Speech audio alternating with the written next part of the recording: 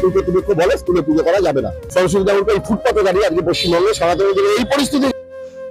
দেখেছিস দেশের কেমন অবস্থা? কেন, কি হলো? নিজের ভিটেই কি আজ আমরা পরবাসী? যে বাংলা একসময় সংস্কৃতিতে বিশ্বকে পথ দেখাতে, সেই বাংলায় আজ সনাতনী সংস্কৃতি কোণঠাসা। কেন নিজের উৎসব পালন করতে আদালতের দরজায় কড়া নাড়তে হয়? হ্যাঁ, একদম ঠিক বলেছিস। উন্নয়নের নামে চলছে ভোটের পার্টি গণিত। মাদ্রাসা শিক্ষা দপ্তরে ৫,৭১৩.৬১ টাকা বরাদ্দ করা হয়েছে। এমনকি নিজ গৃহ নিজ ভূমি প্রকল্প বেছে বেছে দেওয়া হচ্ছে। এটা কি উন্নয়ন না বিসর্জনের বীজ? ঠিক কথা বলেছিস।